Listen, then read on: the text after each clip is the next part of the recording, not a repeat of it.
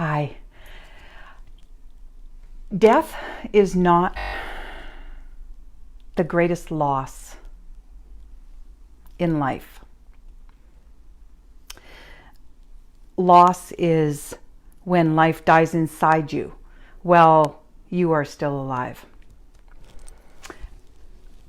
This past weekend, I spent it at a Profitable Speaker Boot Camp. It was an amazing experience. It was long days, 12-hour days, very intense, 3-day boot camp. And it was illuminating. It was my second time around.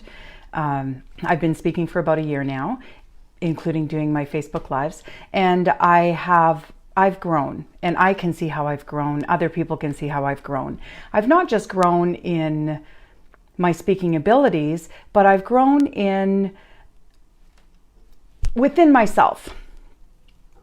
This past weekend, I've come to realize that I might be a little stubborn, and that being stubborn is not really serving me. So today I want to talk about what is really serving you. Is what you're doing really serving you? Now, the quote I gave you when I first got on, the death is not the greatest loss in life, that came February 23rd, 2015, onto my newsfeed on Facebook. And that was not the whole quote. I will give you the whole quote at the end. But it really struck me because I was at this boot camp, this speaking boot camp, and I had to prepare a 5-minute talk. And I had asked the night before, I'd said a prayer asking for a sign, asking for guidance from the divine, from above, from my guides and spirits. And ironically, Facebook is not one of my favorite things. I'm beginning to love it. I'm really loving my Facebook Lives because I get to share with you, which is amazing.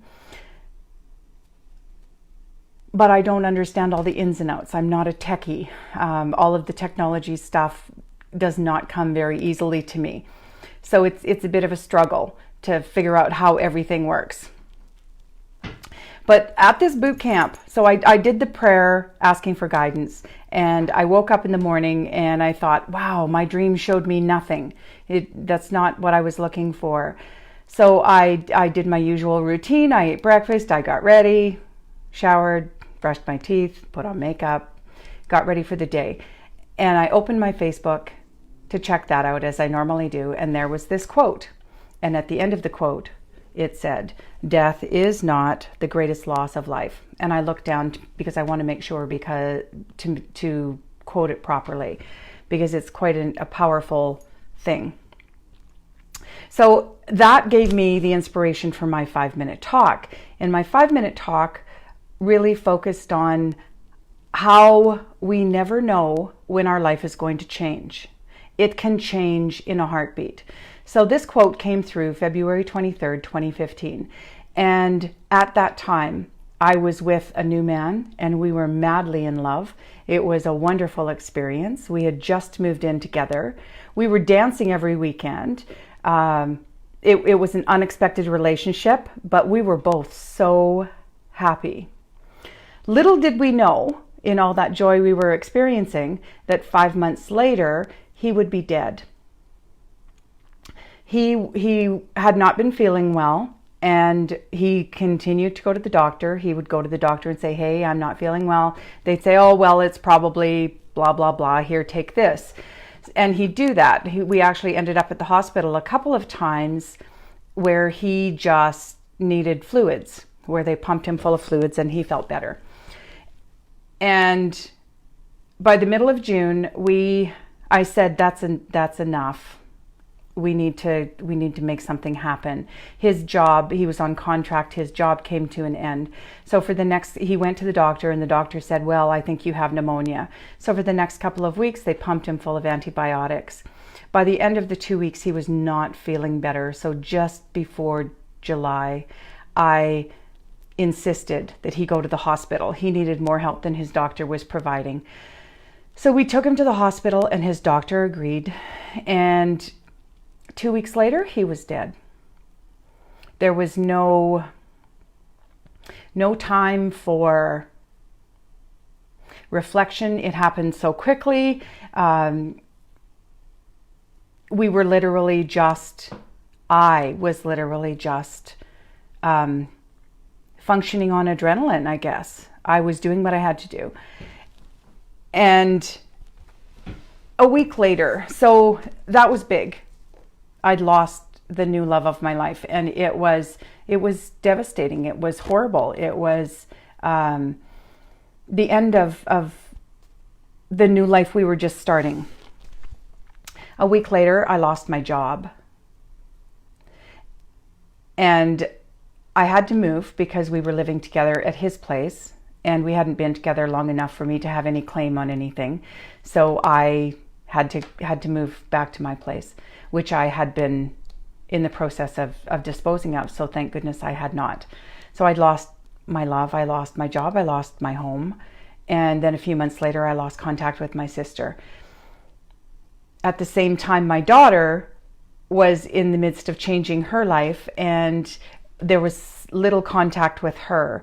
So I went from talking to her 3 to 5 times a week to only talking to her a couple of times a month. So my life changed dramatically. The rug was ripped out from under me. And it really had a deep emotional effect on me. And I am absolutely positive I shut down. And when we shut down, we go into survival mode, and we only do the things that make us survive. Sometimes we don't even do that. I'm sure there were days I didn't eat. I slept and slept. There were days I didn't even get out of my pajamas. It was a transitional time. But there did come a point where I said, okay, yes, these awful things have happened, but is what I'm doing really serving me? So I had to really take a long, hard look at what I was actually doing and whether or not it was benefiting me, whether or not that was pushing me forward. And it wasn't. So I had to change what I was doing. Again, it wasn't easy. It was hard. It was work. I had to keep persevering. And I know how difficult it is to do that. But when we don't push forward, we are actually dying. We are not actually living. And that doesn't serve anyone, let alone you. It doesn't serve the people around you either. We all have a purpose. We all have a reason for being here. And we all help other people, whether we recognize it or not. Sometimes we help other people just by getting out of bed when we haven't done so in a week. We help give other people hope that they can do it too. So I really want you to consider how what you do serves you. Are your actions serving you? Is it the best choice to take a home exercise course when you feel lonely? Or should you take an exercise course that's going to put you with people to help squash that loneliness? Is it in your best interest to sit on the couch and not move if your body is screaming for you to get some exercise, for you to stand up, for you to stretch, for you to bend, for you to take a walk, even if it's just a walk around the house? You start where you can.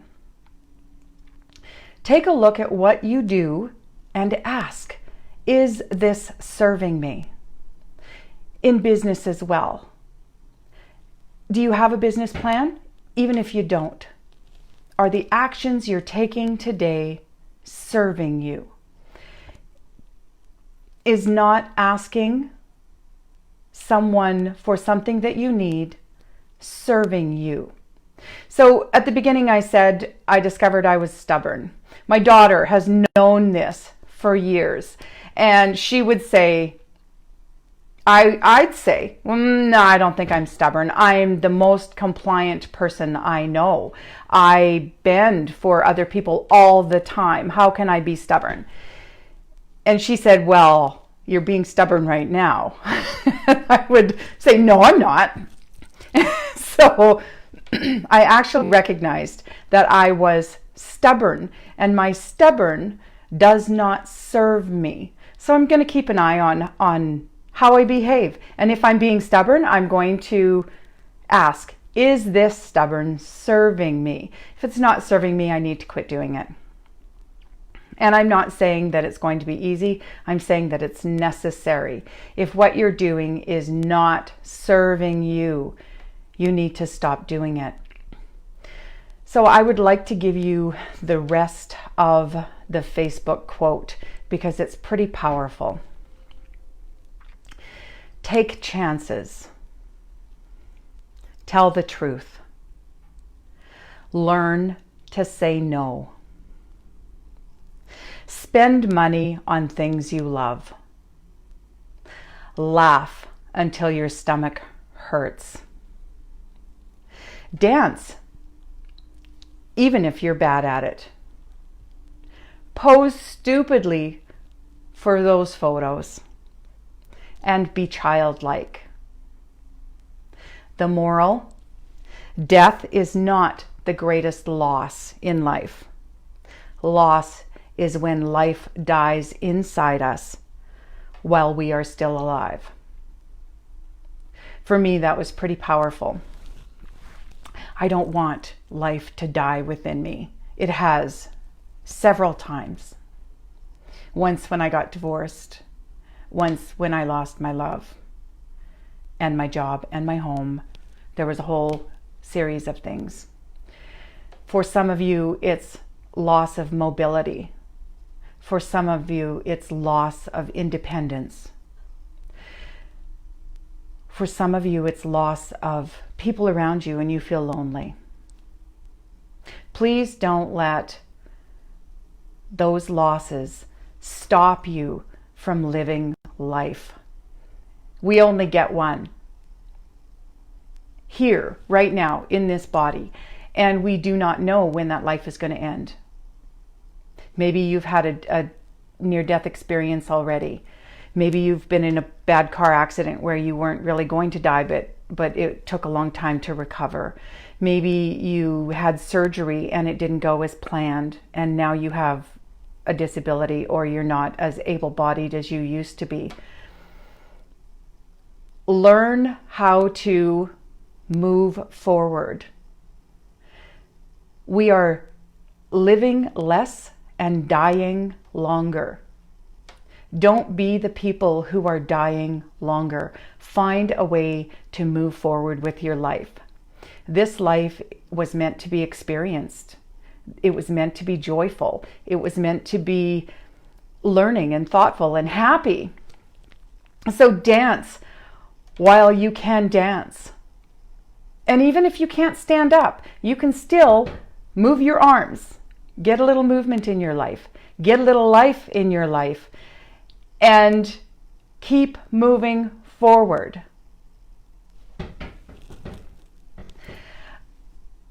I so hope this helps you to think about the things that you're missing out on and how you can reach for them and get them back in your life. Because the only way things are going to come to us is if we reach for them. We can be presented with the most amazing opportunity, but if we don't reach out and take it, then we're the ones who are lacking. Don't let fear stop you from reaching for the things that you want. So that's it for me today. I hope you enjoyed my little talk. If you'd like to get in touch with me, you can reach out at everchanginglife.ca. And I do hope that you examine whether or not what you're doing is serving you, and look for ways to help you have a better life. Have a great day.